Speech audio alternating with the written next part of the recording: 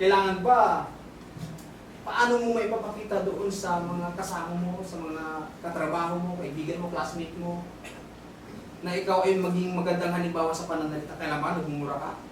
Kaya ba, sinisiraan mo yung taong kasama mo? Hindi po eh. Ang sabi ng Biblia, sa Colossians 4:6, magkalasang asin ang ating mga sinasabi. Colossians chapter 6. 4:6 brother. Ang sabi po ay ganito. O itaas ko po yung pagbasa sa 5. Magsilakad kayo na may karunungan sa nasa labas. O yung mga unbeliever, na inyong samantalahin ang panahon. Ang inyong pananalita naway laging may biyaya na magkalasang asin upang inyong maalaman kung ano ang nararapat ninyong isagot sa bawat isa. Ano pong sabi? Ang inyong pananalita naway laging may biyaya.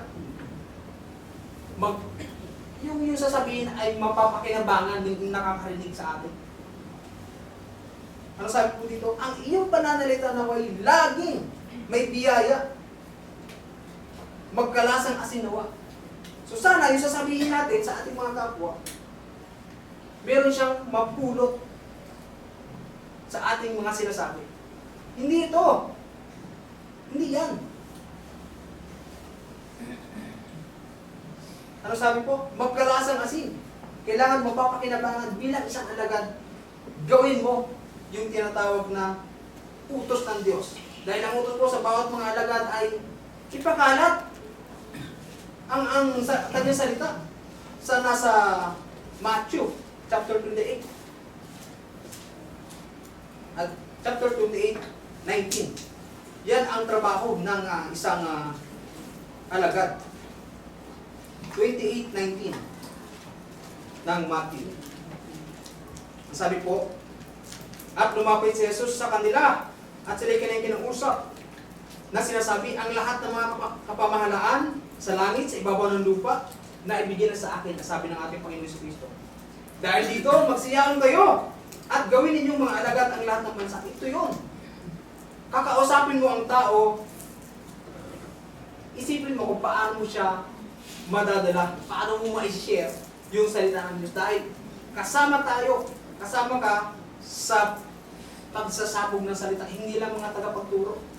Kasama po ang member sa tinatawag na pagsabog ng salita ng Diyos. Sabi dito, dahil dito, magsiyaon nga kayo at gawin ninyong mga alagad ang lahat ng bansa. Sila ay bautismuhan sa pangalan ng Ama, ng Anak, ng Espiritu Santo. So may pong tungkulin ang bawat isa po sa atin na dapat sabihin. O yung mga sinasabi natin ay patungkol pa rin sa ating Panginoon si Kristo. Kaya ang sabi sa Colossians 4:6, magkalasang asin ang ating mga sinasabi.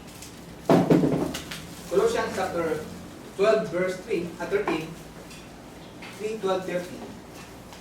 Ganito po yung sinabi. Colossians chapter 12 at 3:12. Ang sabi po ay ganito.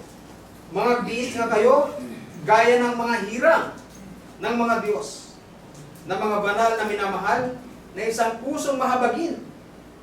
So, kasama sa isang alagad na ikaw ay mahabagin o maawain sa mas mababaw na pagpapaliwanag. Magandang loob o kagandahang loob. Kababaan, marunong mo magkumbaba. Maamo. Hindi suplado, hindi ka suplado, hindi ka masungit. Maamo, mapagpainuhod, marunong kang magpakumbaba. Mapagpainuhod.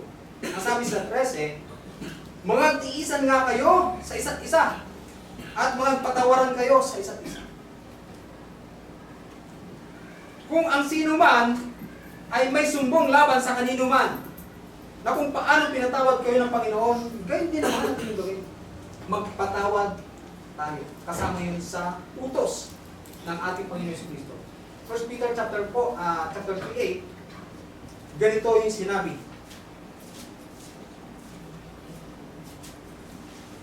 3:8 ng 1 Peter.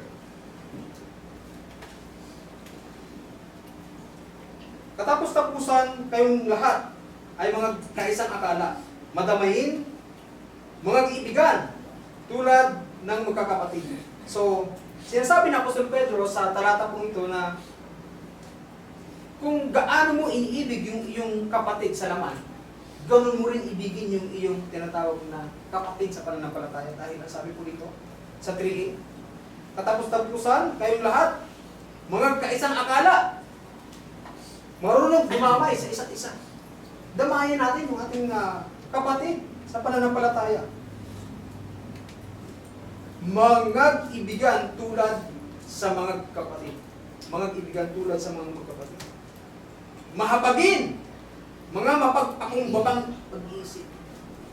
So, tunay na sinasabi ng ating Panginoon Kristo na ang nagpapakataas ay ibababa at ang nagpapakababa ay itaas. Ang sinabi rin, inurus din dito, na sabi dito, mga pakumbabang pag-iisip. Hindi yung sinabi, huwag mong isipin sa sarili mo na ikaw palagi yung the best. Ikaw palagi yung magaling. At dahil magaling ka, dahil kaya mo lahat, parang gusto mong ipagmayabang sa kapwa. Wala po tayong dapat ipagmayabang sa ating mga sarili dahil lahat ng nasa atin ngayon, kahit yung pera mo, ari-arian natin, sa Diyos nang galing yan. Kaya, wala po tayong dapat ipagmarakit at ipagmayabang sa ating kapwa. Dahil, kung pwede, sa isang iglap, kung pwedeng kunin ng Diyos ang lahat ng bagay na nasa sa iyo. Kaya, wala po tayong dapat ipagmayabang sa mundo. Ang sabi po rito sa Matthew 5:7, mahabagin. Matthew 5:7. Mapapalad ang mahabagin sapagkat sila'y kahabagan. Tunay naman, kung masamang ugali ko, pag napahamak ka sa daan, baka tawanan ka pa eh. Diba ba? Sabi rito, mapalad ang maamo. 7. Mapalad ang mahabagin sapagkat sila'y kahabagan. Di ba pagka masama yung ugali ng isang tao, pagka nakita mo napahamak, parang mas natutuwa ka pa. Na dapat hindi gano'n. Kailangan sundin natin yung sinasabi ng banal na kasulatan na maging mahabagin. 1 Timothy chapter 2:24. 2 Timothy chapter 2 verse 24. Ganito po yung sinasabi.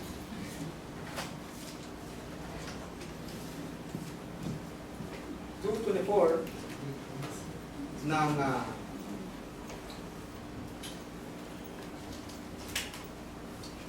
ang alipin ng Panginoon ay hindi nararapat na makipagtalo.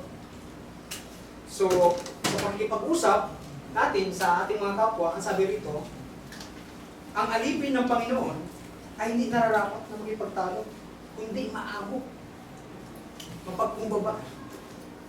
Kailangan na maunawain ka. Ha?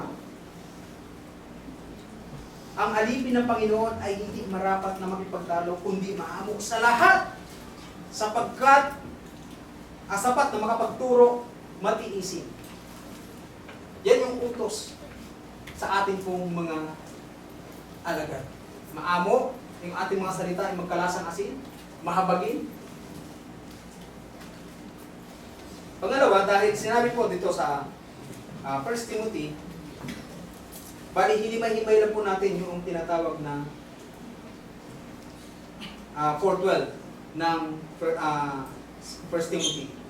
Dahil nasabi po dito, huwag amatin ng sinuman ang iyong kabataan, kundi ikaw ay maging uliran sa mga nagsisampalataya, sa pananalita. Una yung sa pananalita, kailangan maging magandang halimbawa. Good example ka sa pananalita. Pangalawa, sa pamumuhay. Ikaw ay maging magandang halimbawa sa pananalita. Una. Pangalawa, sa pamumuhay. Ano yung pamumuhay na ginagawa mo ngayon? Nagmamapuri ka ba sa iyong sarili? Nagmamayabang ka ba? Nagmamataas ka ba? O gusto mong nagpasan yung iyong mga tropa? Sinasabi mong meron ka ng bagong sasakyan, gusto mo pa rin yung latest na sasakyan. Ganyan.